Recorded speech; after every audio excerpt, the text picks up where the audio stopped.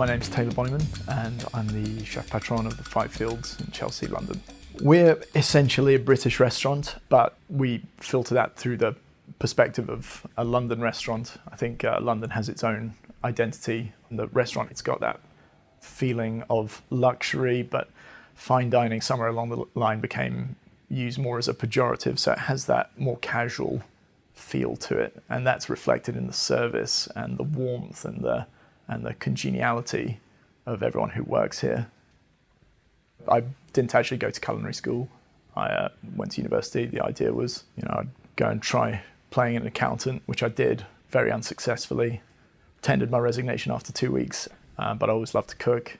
I decided to go and knock on a few doors. Worked at several restaurants, Roussillon for Alexis Gauthier, and worked for Marcus Wareing, brief stint at the Square. I spent a little bit of time in Paris working for Pierre Gagnaire.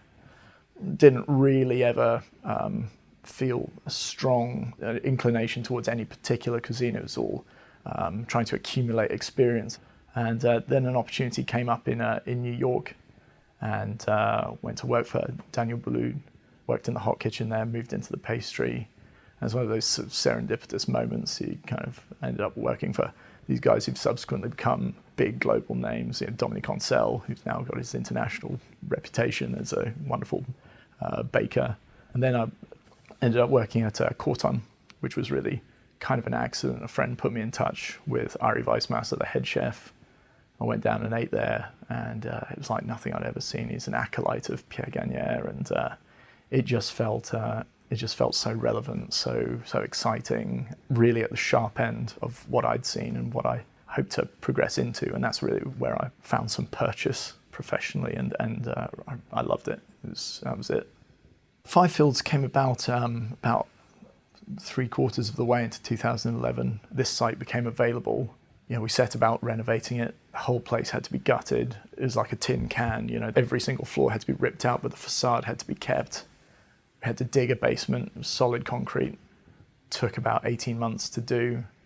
And then the long process of actually furnishing it began. It was really arduous. It was very frustrating. Doing something in any borough in London is like banging your head against the wall. The councils aren't particularly responsive to what you want to do, and trying to compromise is always hard. But we managed to get it going, and by 2013 we were ready to go.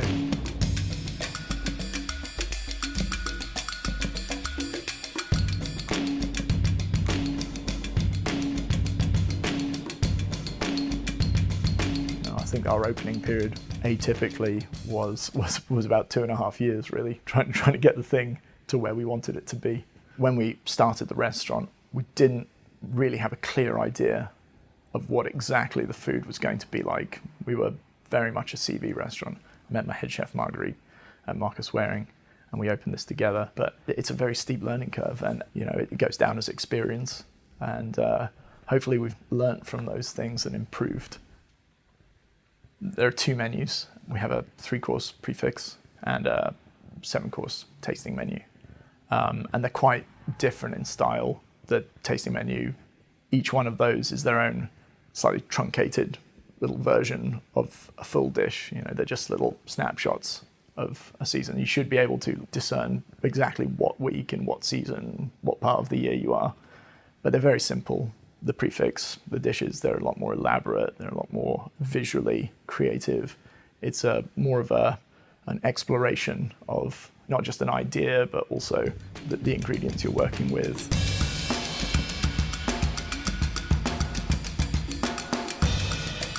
We have a garden down in East Sussex, which supplies a good deal of our vegetables, almost all of our herbs, leaves, flowers. In terms of the produce, ideally we'd get everything from the garden. Most people have never really tasted a great radish straight out of the ground, and the difference is significant. It's fantastic, and having ownership over everything that comes from there, we can dictate to our gardener Heather exactly what we want, our specifications. This is when we want it, how we want it. The food is heavily influenced by it. The food gets simpler and simpler every year in terms of the flavour profiles that we want to present. And the garden's played a big role in that. But we've got wonderful shellfish suppliers. We've got access to some of the best game in the world. Fish suppliers. Britain is pretty generously furnished with beautiful stuff, but we're never going to stop buying citrus from Italy, or we have foie gras on the menu. So we've got stuff from all across the entire world. Again, it's about representing what London food is. It's a trading post. It's a hub for the world.